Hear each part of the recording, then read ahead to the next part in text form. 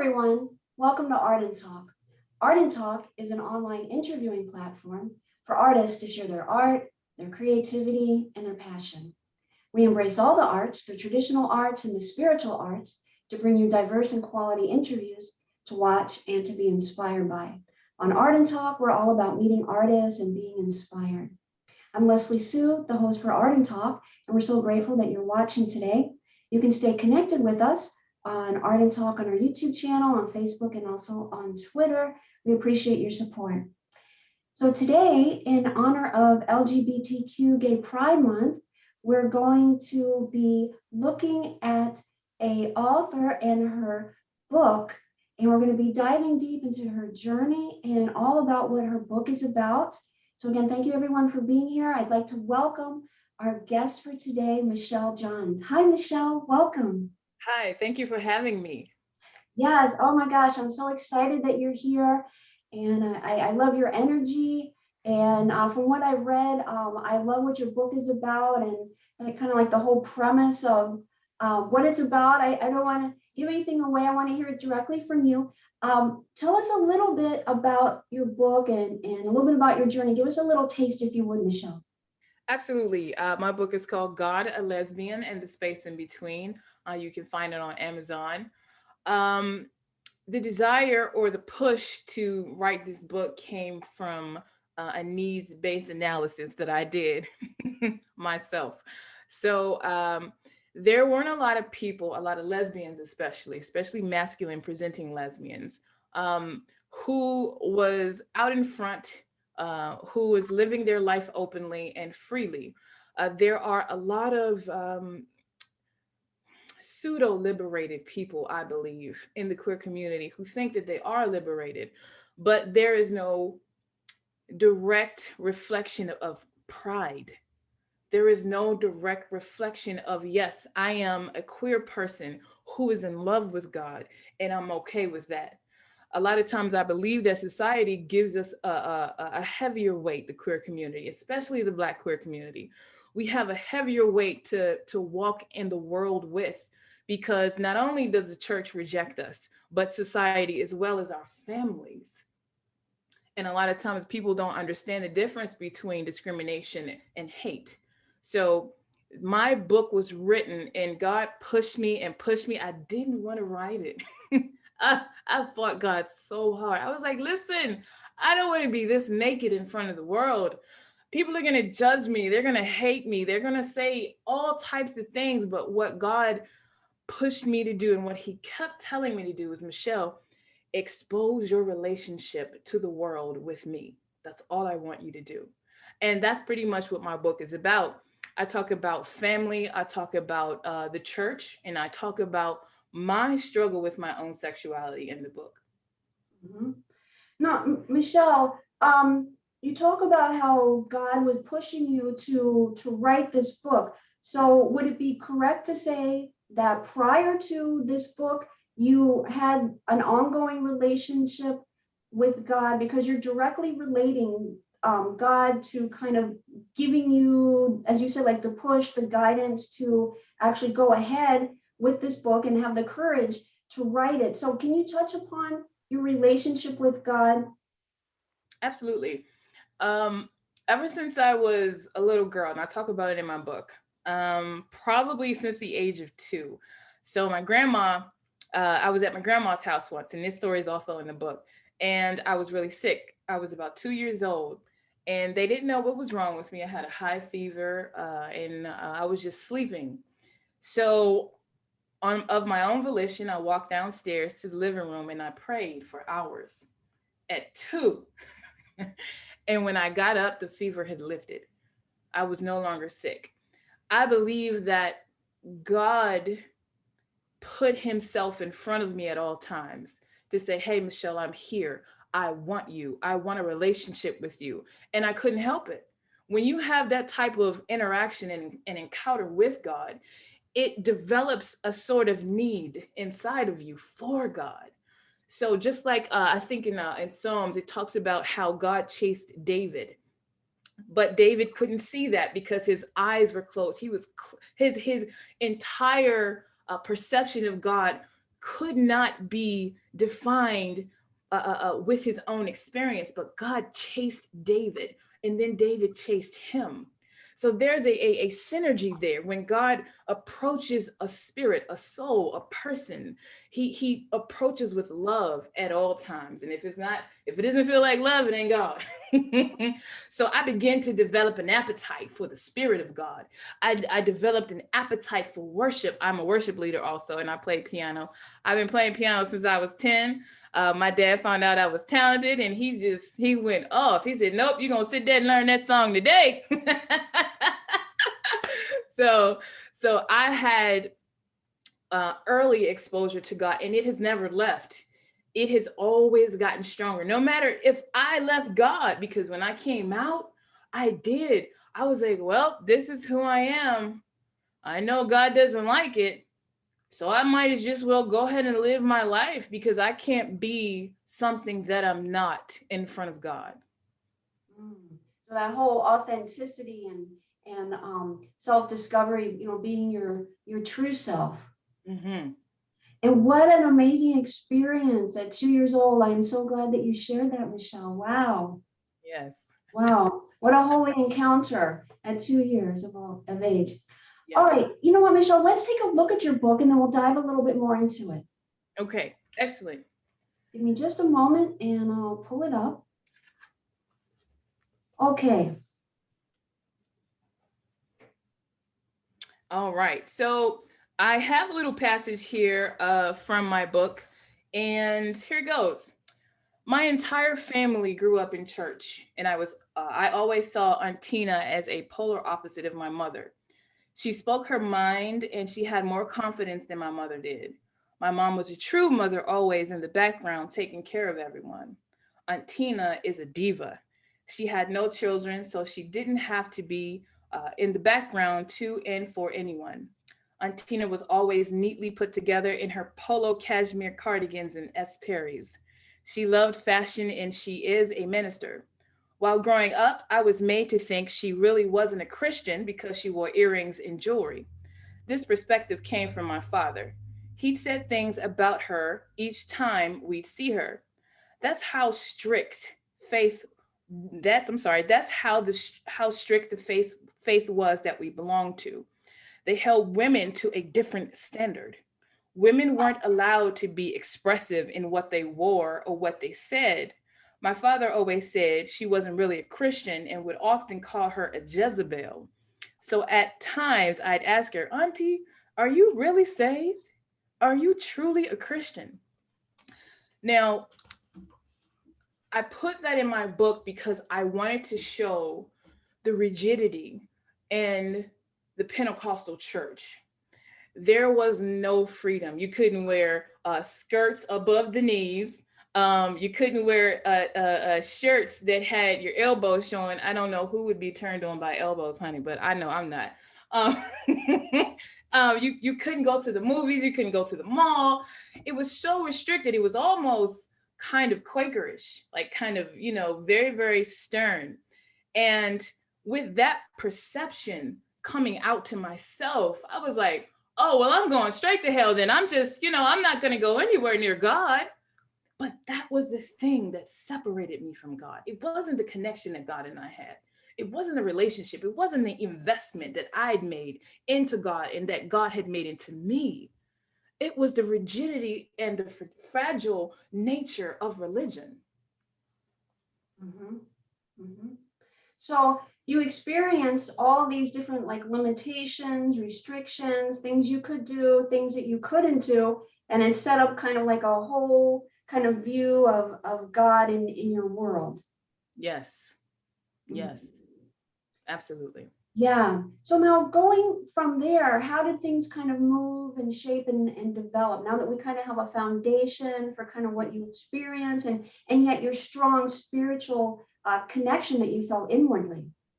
Yes. So I had a lot of in and outs with God. I didn't talk to him. I was angry at God. I told God everything. I'm just very, very honest. If I'm irritated, Lord, I'm irritated. I don't know what you need me to do here.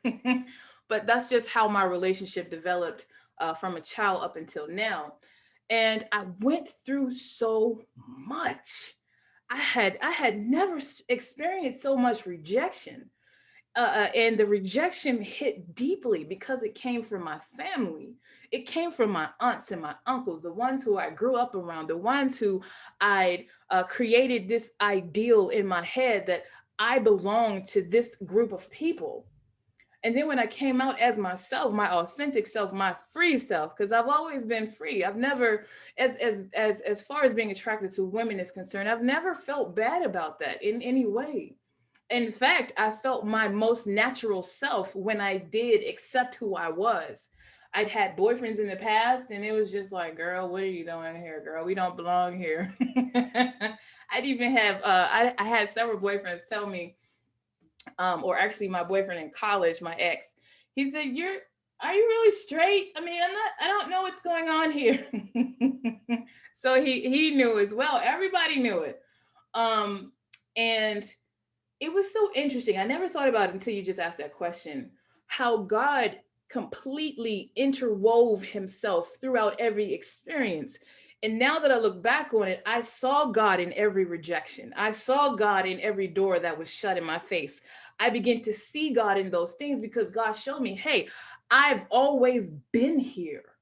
I have never left you. You might have left me because of your understanding of me and because of your idea of me and what you were taught. But we've had a connection since you were born, before you were in your mother's womb. I knew you. And that's a strong, strong word, because you can know of someone, but when you know a person, you know everything about them. That's an intimacy that is rare. And to have that with God, the Almighty, the King of Kings, the Master of the universe, I'm like, me? Little me? And that's just what God showed me through all of that.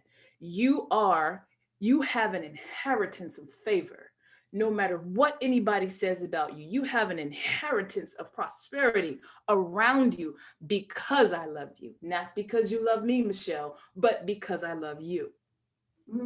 I love your deep insight and that pure, unconditional love that you kind of like tapped into and that you knew was yours, no matter what. And it was so interesting what you said, Michelle, that through all the rejection, with your family or doors closing, all that you experience when you were just saying, hey, this is me, this is who I am, you saw God. How beautiful is that? Yes, Mhm, yes, mhm. absolutely. God, to me, it was the rejection that exposed me to the capacity of the love of God. It's like the pain that I felt, the initial brunt of all of it. It showed me, just like, sometimes you can't understand how sweet something is until you've tasted something bitter, right? And to me, there's nothing sweeter than the Spirit of God, than the presence of God. And I absolutely learned how to trust God through all of that. I didn't before. I've been in church all my life, going to Monday night prayer service, Tuesday night Bible study, Wednesday night altar call service. They made stuff up. I didn't learn any of that there. But when I stepped out into the world as myself, I found God there. Mhm. That is so powerful, Michelle. And so it's just so fascinating because you grew up in the church and this was your whole your premise, your whole life, your experience with your family and your environment. And yet as you're saying, but that didn't touch you. That didn't give you that spark of anything. You had that amazing experience at too, but yet the world wasn't showing you actually what you were feeling on Yeah. the inside. And your relationship, Michelle, started to develop and really become um, not solidified. I'm not sure what the word is, but as you started to come out, that's really where you kind of found God, where that fullness and that richness was. That's correct. Yes, it expanded. My perception of God expanded with experience. And I talk about this in the book also. I talk about the mothers of the church that used to get up on Wednesday night Bible study, and they would talk about how sweet God was. They would talk about how sweet God was after prayer that they had in their homes, and how their families had settled and things in their lives had been changed because of prayer. And I never forgot that. And I pray now every day. I pray every day for no less than 40 minutes. And it's not a religious thing. It's like I take an emotional shower when I sit in the presence of God from the day before. And I always, in my heart, I wanted to know what those mothers were talking about. I wanted to know why they would rock back and forth and say, and they would get that clicking, and they would just, they would just get so overwhelmed. I'm like, what is that, honey? I want to know what that is. You know what I'd like to touch upon, if you can lead us through a little bit of the process that you went through to actually, as you said, like present yourself to the world as your true self, because that took a huge amount of courage, and you relied heavily on God. And I think it would be interesting if you could kind of share a couple of the steps where you actually, stepped out in faith, stepped out in courage, and perhaps this will encourage someone else. And as you said, you kind of went through like a back and forth, a little bit of a tug, like, no, I don't want to, and then you felt like God was kind of prompting you. So share with us how that kind of unfolded and evolved, and where you got to the point where you're like, okay, this is it, this is me, and I'm just going to share it out. So my freshman year in college, I took a religious course, and it destroyed my entire concept or whatever I learned about religion and church. I found in education that God was the same in every culture, that there were so many similarities between all religions. It confused me. And because I had grown up, and they, I can hear it in my dreams sometimes. God is not the God of Buddha, Confucius, Muhammad. It was like it was a call or a cry, or a sense of needing to dominate. Now, if I'm correct, in the book of Genesis, when God created Adam, he created Adam and gave him dominion over all the beasts. What happened, I think, over time is that people wanted to have dominion over each other. And I think that religion is supposed to be something that is sacred to a person, not a group of people. Now, you can come together and you can sit and you can, pray and commune and, fellowship, but it's supposed to be an individual experience that you have one-on-one with God. And when you have churches, when you have these evangelicals who get together and put their minds together based off of their experiences, what they want, desire, and need, you're going to get a lot of perversion of religion. And so I began to look deeper in education. I began to read books. I began to see that every culture interprets God differently. Now, what really, really got me was I read about a group of monks who prayed over this guy who fell into an avalanche. And he was frozen. He was dead. He was dead for like a couple of days. These Buddhist monks prayed over this man, and he came alive again. Now, if he's not the God of the Buddhists, then what happened there? How I looked at the evidence, I looked for it, and then I started to look at the lives of the Christians around me. And I'm like, wait a minute, they're not happy. They're not fulfilled. They're not going anywhere. I don't want to have any type of relationship with their God. I know my God differently. And I believe that the Hindu got it perfectly right. The Hindu believe that each person that has ever been born is a piece of God.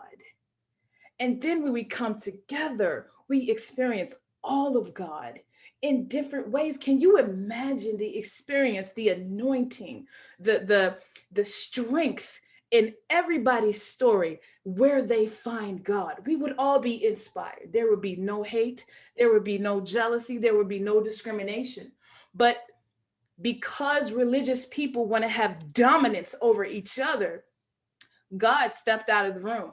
I had a dream about that probably a few years ago. I was walking around the city and I was on the shoulder of God. He was huge. He was like 100 feet tall and he was nothing but spirit. And while he was walking, the feet of God were so big, it covered like miles of a city. And I said, God, what are we doing here? Where are we going? Why am I here? I really want to go back to sleep. And he said, I need somewhere to sit. He said, all these preachers have taken my seat. And he said, will you have a place for me? I said, yep, you can come over to my house. We having dinner at 7. Come on and sit with us, Jesus. So it was a lot of those experiences that happened. And really, the most important thing is the affirmation of God. When God affirms a person, when God affirmed me after every question, Lord, is this what you want? Boom, yes, it is. God, can I do this? Is this okay? Yes. And all the things that I wasn't supposed to do, I couldn't because there were barriers, there were roadblocks. I just couldn't make it happen. So I began to thread together those pieces and it built my confidence in God. And the only reason I can sit up here and talk about this stuff and even write this book is because God gave me the confidence to do so. Mhm. Wow, that is so beautiful. I love everything that you're sharing.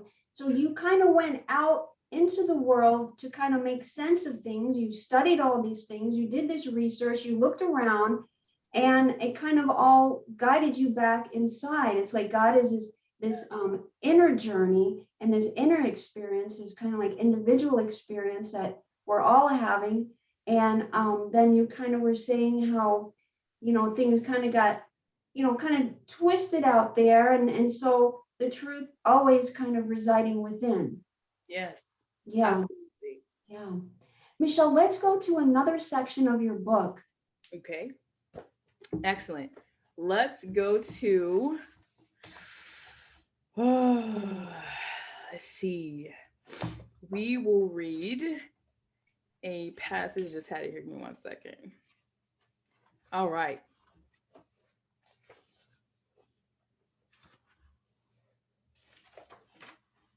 Okay. This is about one of the most significant relationships I had in my life, other than my marriage. Okay. Here it goes. Here I am in Illinois, alone with no family, within 20 miles in case of an emergency. I was uncomfortable, but something in my gut told me to listen. I prayed quietly in my head and asked God to remove the person that I was dating, if he did not send her. But God didn't remove her. I've been dreaming about you for 3 years now, and I knew I would run into you sooner or later, she stated. God has shown me so much about your life, and I'd love to talk to you. So there is another example of God, me asking God questions and God completely answering me with clarity. Mm-hmm. And I wanted to make sure that I took God with me, even though I was still unsure about a lot of things. Because of the relationship I had with him since a young child, I knew that I had access to God because of that connection. And I still asked God to guide me through all of my decisions. Now, listen, I made a whole lot of bad decisions. I made a lot of bad decisions in relationships and work. And it was all because of my sexuality. But the one thing that I do realize, and I actually wrote a post about this last week, is that I reverence the ripping. And what happened throughout that time is God ripped the parts of me out that made me make those bad decisions. He ripped them out with experience, with pain, with things that I didn't want to deal with anymore, with things that I just couldn't move. God was covering me then in my ignorance. And that's another reason why I am so confident in God, because there is no way that I could have made the decisions that I've made in my life on my own. Mm-hmm.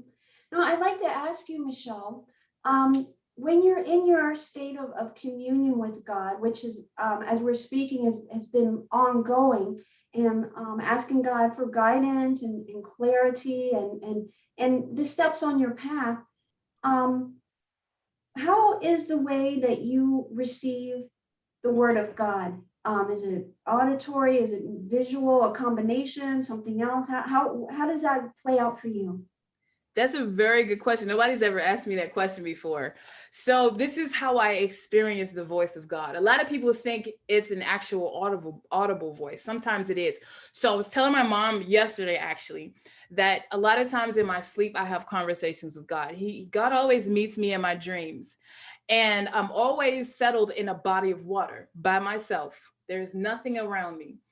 And when the voice of God speaks, there are ripples in the water based off the strength in his voice.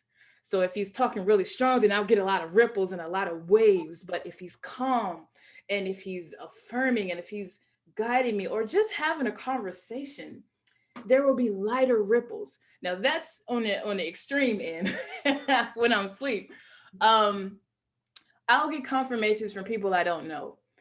Somebody will say something. I would have prayed, Lord, I need your direction. What do you want me to do here? And then I'll go to Burger King or something, and somebody will say something, and I'll be like, oh, there it is. That's my answer. But because I'm looking for the answer, and I'm not expecting God to give it to me a specific way, I find the answers everywhere. It can be in a billboard, it can be in the Bible, it can be in a book that I've read, it can be in a YouTube channel that just pops up on my phone. For example, listen, you can just pull up YouTube on your phone and you're gonna get a word from somebody. So there are collective experiences that affirm the questions that I ask God. Yes, sometimes I do hear the voice of God. Sometimes I feel the decision or the right move to make inside. And then God gives me that confidence to keep pushing. But the thing that I had to realize is, hey, Michelle, you're going to have to be able to listen to the voice of God, even if what he's telling you is opposite from everybody else around you. And you're going to have that confidence and the experience that you've already had to walk forward in that promise, in that truth that God has told you in an isolated space. Mm-hmm. Yeah. Woo! Let me tell you, that's not an easy thing to do. Right. Wow. Yeah, I hear you. Right, because basically it's like Michelle, and there's Michelle, and it's not like these other areas of your life where it's kind of like you have that reinforcement, that encouragement, that support, coming through your journey, but yet you just held on to your faith and communing with God. And it's interesting, like those dreams sound really powerful. And I love that you shared there's an element of water always present. And then you can tell by the movement of the water, sort of like the tone of what's being expressed. How beautiful is that? And I love your surrendering and your openness, because like, it's like your antennas are always on. So once you prayed about something and you're asking for direction or whatever the situation is, you just kind of like, okay, you've done it, you let it go, kind of go about life. And then like you're saying, you're at Burger King and you're out and about, or you're having a conversation with someone or on social media or whatever the situation is. And you're like, because those antennas are up, you're like, boom, there it is. And that to me is so beautiful. Yes, absolutely. And it's taking practice. It's not something that anyone will get over time. I will talk about my wife. When we met, we had a different idea of God. Like she loves God too. But it was just different, but because of her experiences. And the more we talked about God together, the more we begin to see God differently because of each other's different perspective. And that's what I mean by the Hindu, they got it right on the nail. Everyone that you see has a piece of God in them.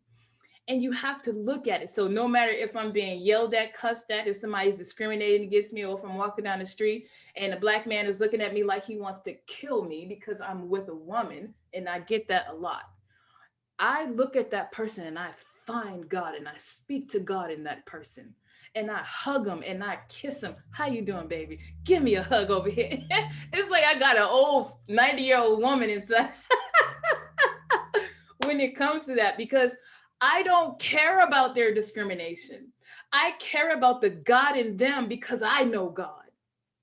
Wow, that is so beautiful. It's like you rise above anything that you kind of perceive going on. You're walking down the street with your wife, you see someone, and you kind of get those vibes of, maybe how they're kind of thinking about the situation. but you bypass that and you just say, I'm going to see the face of Christ in that person. Yes, yes, yes. And even if they can't see it in themselves, I can still see it. And my mentor, she gave me that perception. She said, Michelle, it's not about how people treat you, it's about how you respond to them. And you always have to respond with love. And that is the ultimate protection. I don't care where you go. That's why I believe that David, when he was, I'm sorry, when Daniel was thrown in the lion's den, that story, when he was thrown in the lion's den, he was a man of prayer. So he took God with him everywhere. And no matter what had been done to him, in every story in the Bible, they always referenced God in that situation, and they were all protected. Daniel, Shadrach, Meshach, and Abednego. David was always protected because he was attached to God at the hip. I mean, he's a little crazy, but you know, we all got our stuff. Yeah. I love your lightheartedness with your, you balance things out so beautifully. You have this, strong reverence, connection, and communion with God, but yet you're like, you have like a sense of humor about it, and it's so beautiful to see. I would like to touch upon, Michelle, someone who might be in your same situation, but what if they didn't kind of have that connection, that spiritual connection with God, or however they, experience the divine? What if that isn't there? You had that to rely on. Now, that was your choice that you went ahead with that, and that helped you to, move through things and to live as your authentic self. But what if someone's watching this and maybe they want to have the same courage that you have and that you've expressed, but they have like a different orientation in terms of they don't maybe have that, that spark and connection with God that maybe they perceive that you do. How would you advise them? I was just thinking about that this morning, actually. And when I was talking to God this morning, the thing that fell in my spirit is this: whatever you believe will happen, happens. When you approach God, when you think of God, you have to believe that God wants to connect with you.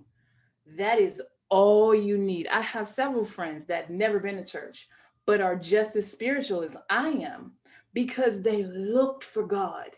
They searched for God. They had a desire.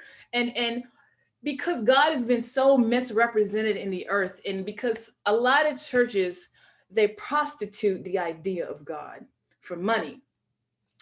Everyone is just up in the air. Well, that's why you have so many atheists. I mean, I joined an atheist group. They kicked me out because it talked about God too much, and that's okay. I'm fine with that. But I wanted to see what they thought. I wanted to know how they believed. I'm so fascinated by them because if they have just as strong a belief as I do, but opposite of what I have, then there's something that is valid in their experience. And the only difference between me and an atheist is that I believe. Mhm.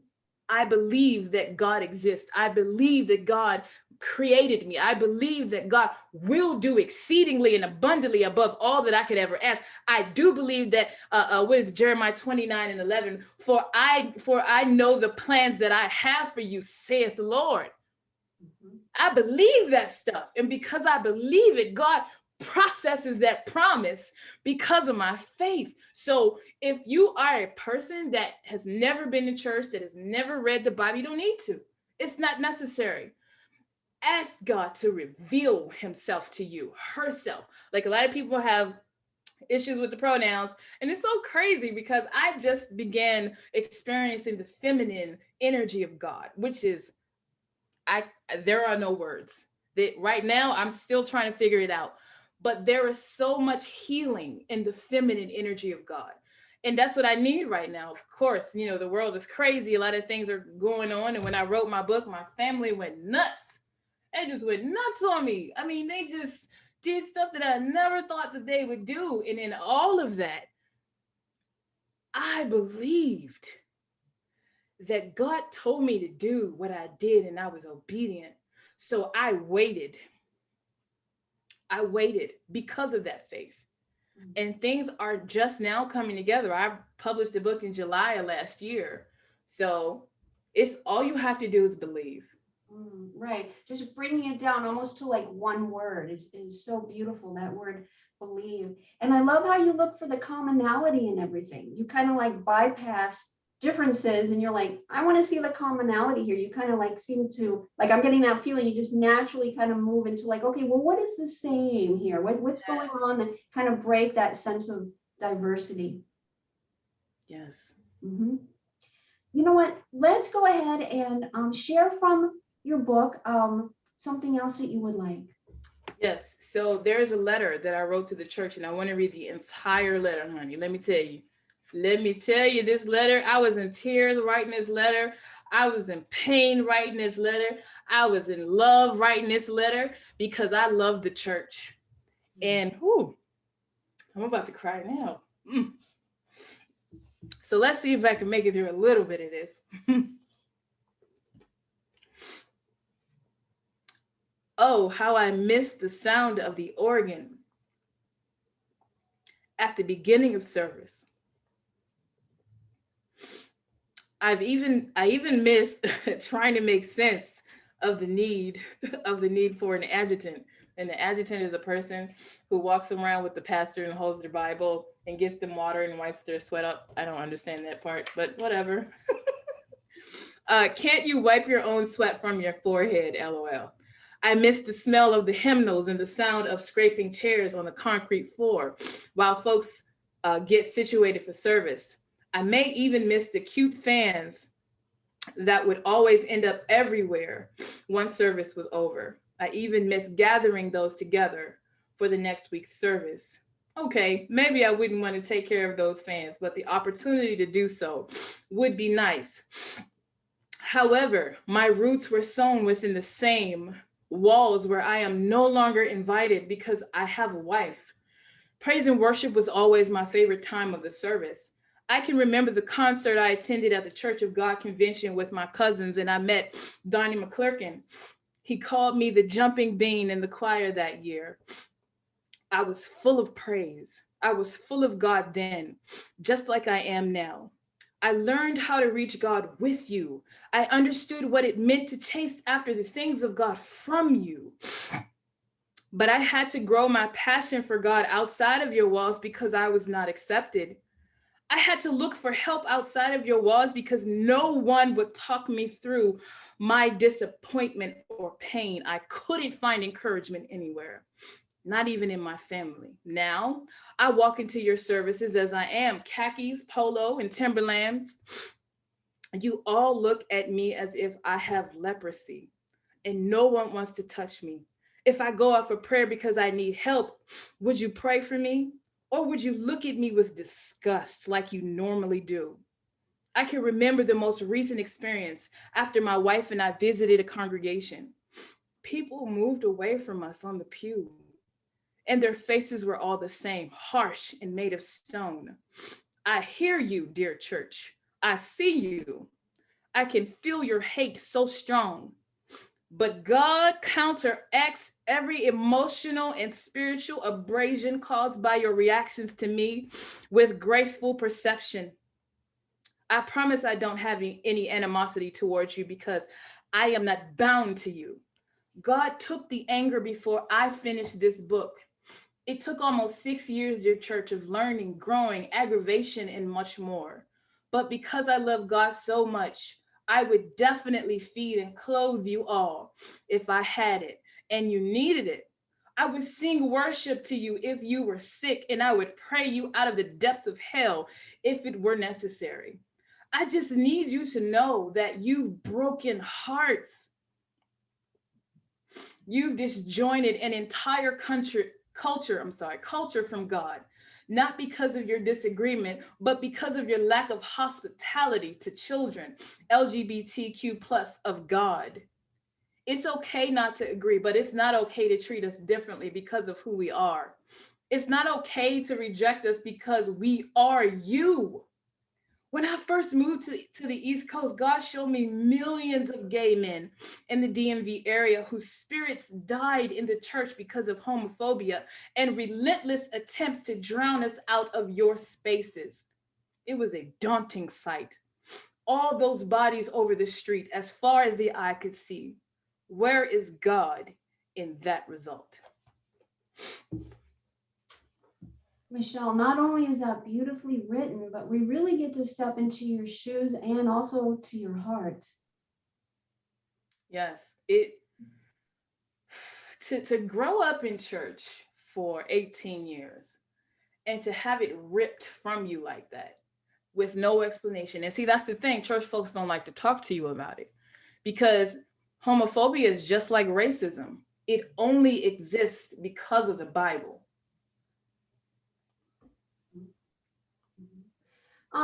I'd like to open up a little bit of a discussion, and I'd like to have your insight into your view. So in a lot of situations in the world, not just covering LGBTQ kind of scenarios, it could be, any situation where a group feels marginalized. And we set up these things. And I just want, from your point of view, if you're in favor of it, not in favor of it, I just want to hear your commentary on it. So we set up things in the world, whether, like, for example, we have LGBTQ Gay Pride Month now, and then we have other months of the year that is this, and then we have other things that are this. And it's almost like we highlight it, and now through highlighting it, is it actually creating more diversity, or is it actually perpetuating a sense of unity, a sense of oneness? Like, for example, just to shoot out a couple different things, and I can't wait to hear what you have to say about it. Let's say someone is going to see a doctor, whatever it is, and then they say, okay, I went to go see a doctor. Okay, but then someone might potentially say, I went to see my doctor. My doctor's gay. Okay, that happens a lot. I think that, we've all kind of done this, or we set up some kind of like judgment or some kind of like perception about this person that we kind of overlaid upon them that has nothing to do with the fact that they are a physician or whatever it is. So with all these things, Michelle, do you feel like, yes, this is important, we need to be kind of highlighting these things, or do you feel like it's causes a little bit more separation, or a combination, or what is your take on this? I think that as far as society is concerned, society will only be accepting as to the point of their exposure. Number one, there are so many labels on everything. If you think about Christianity, which is the basic religion or the base religion in the United States, think about all the rules you have to follow. I think personally that those rules are prerequisites for people to accept you. They have nothing to do with God. If you don't smoke, if you don't drink, if you don't do this, then you can come to our church and worship with us. I've even seen on websites that there was a pastor in Maryland who put on his website, you cannot come into my church if you were born a man presenting yourself as a woman, and vice versa for the opposite sex. And when I read that, I thought to myself, how can anyone reject a human being? Because he's labeled, that's why. This is a difference. If you have me in a room, right, and you have a woman that's very feminine presenting, we're both lesbians, but how differently are we treated? How differently will we be treated? If you cannot tell who I am because I look like you, then there is no issue. The only issue comes into play when we have this list of rules. We have these things that we have to fulfill for us to be accepted in our communities, in our homes, in our families, in our, in work, in corporate America, and in the churches. Those things are set up for those people, for those religions, for the Christian religion. And if they are going to inflict their laws and their rules onto other people that did not choose their religion, then they are wrong. They're wrong in the first place for doing it, because the Bible is a book that has been manipulated so many times, right? And if people really did their research, they would find that homosexuality meant men sleeping with boys, but it was changed to men sleeping with men. Thank you, Michelle, for sharing that. Let's get to, what is your message? What is your message through your book, through your writing, through your life, your journey? My message is, number one, for several groups of people. For people that are homophobic, my message to you is that we need you. This separation that you've caused, that you've chosen, it's not something that God permits. This separation that happens because you think that I should be with a man, or a man who's with a man should be with a woman, that's your opinion. That's your personal ideal. It is absolutely separate from me. So I have to miss out on family member cookouts. I have to miss out on church family and church, period. I don't go to church anymore because I just don't fit. My message to the community that makes up the homophobic rant and rages and raising $8 million when marriage equality was happening in DC. Like, we have homeless people that need food, but you raise $8 million to stop gay marriage from happening? Where are your priorities? Where is your conviction about love? We need you. A lot of people expected me to go off and just be mean and just say, you guys are terrible, you're hateful, I don't like it. No, no, no. I need you. I need everything about you, everything in you. That's what I want to tell the community of people in the United States that are homophobic. Now, for the queer folks that are underneath the closet, child, let me tell you, some folk ain't coming out, and that's all right. But I understand why, because the weight of being yourself is so heavy that to some people it is unbearable. I understand that part, but the thing that we have to realize is that nothing will change if we are silent. Nothing will change if we keep our stories, and nothing will change if you allow people who are homophobic to redefine your experience and who you are. No, you will not tell me that I'm wrong. No, you will not tell me that God doesn't love me. Absolutely not, because that's not my experience. Yes. And for the folks who are free and liberated but won't speak up, oh, come on. There are people that need you. There are people that need you to be you out loud so that they can have the strength to know God, to chase God, to have that fulfilling life. It's like in the queer community, so many people that are comfortable with themselves and relaxed with themselves. They are so quiet and they watch people be discriminated against. Oh, well, I'll just let them figure that out on their own. Well, they got their journey too. No, no, no, no, no. You have the answer. Speak up. And it really bothers me. It has for years, that preachers will get up in the pulpit, even straight preachers that have been to seminary school. They all know that homosexuality is not wrong. It's misinterpreted. But they wish to keep people oppressed for control. If you can find something wrong with a person and keep them coming back to your church and keep them paying their tithe because something is wrong, they're never going to get well. If you find something wrong with a person, every time they come back, oh, well, you need to make sure that you don't hang around. You can be gay, but not act on it. But you need to still keep coming to church so we can pray for you. No, you don't. I need to pray to God to get clarity on what he sees in me. I need to pray to God to see what I look like through God's eyes. Man should not have dominion over man. And that's what the church has done. That is my message. That is my cry. That is my plea. And people don't want to listen. They don't listen to me. They don't want to hear it because it makes them uncomfortable. And you know why it makes them uncomfortable? Because it's the truth. That's my message. Thank you for sharing that, Michelle.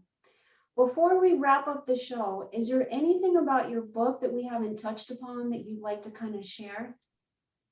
Well, I didn't touch upon the a lot of the relationship pieces, a lot of the relationships that I was in and out of, where I had to learn who I was. A lot of the relationships that were horrible. Some of them are good, and that's in the book. And I'll go into great detail about how I came out of bad relationships. I see that everywhere on Facebook. Has anybody ever had someone that cheated on them? Did you stay? So yeah, that's in my book. I have those types of answers. Mhm.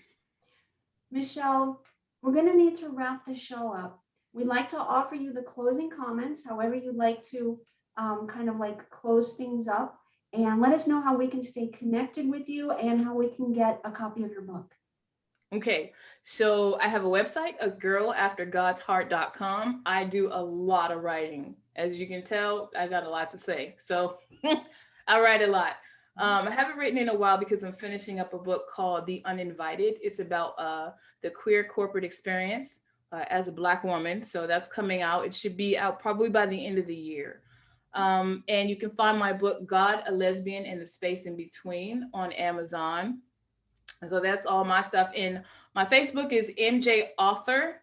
You can find me there. I do a whole lot of writing and encouraging messages on there every day. As soon as I get it, I don't feel like I should keep those things because what God gives me is too much for me. I have to release it. I have to tell somebody else about it. And the thing that I want to do is, if you don't mind, I'd like to close out in prayer. Sure, absolutely. Thank you. Okay. God, I thank you for this opportunity. I thank you for the elasticity of this conversation to bend and to move and to question, God, the uncomfortable things and the things that folks don't really like talking about. God, I thank you right now that you will permeate through the internet, God, that you will permeate through this show to the person that really needs to hear that you love them, to the person that really needs to hear that you desire them as they are. God, show up for every person that is watching this show, the person that is homophobic. God, give them a heart of flesh, God, instead of a heart of stone. God, the person that is underneath their sexuality, afraid to come out, God, afraid to be who they are in front of you. Show them who you are, just like you showed me who you are. God, be consistent. Go after them. God, help them to hear you and see you and understand you and know that they are fine. They are perfect. They are amazing, fearfully and wonderfully made, just the way you made them. God, I thank you for this opportunity to expose this relationship between you and I to the world. God, because it's my favorite. You're my favorite, God. And I want people to know that. Not because I want to seem religious, because I don't need that. All I need is you, God. Show them that you're all that they need. And we thank you. Amen. Thank you. That was beautiful. Wow, what a great way to close out the show. Michelle, thank you so much for being our guest today on Art and Talk. Thank you for having me. Oh, absolutely. Oh, it was great. I love your energy, and much success with this book. And then of course the one that's, in process, and sharing your journey with us and being a voice of encouragement and love and authenticity. Thank you so much, Michelle. Thank you. All right. Thank you, everybody, for watching Art and Talk. We appreciate the time you take to watch our artist videos, and we'll talk soon on the next Art and Talk. Until then, be well and be blessed.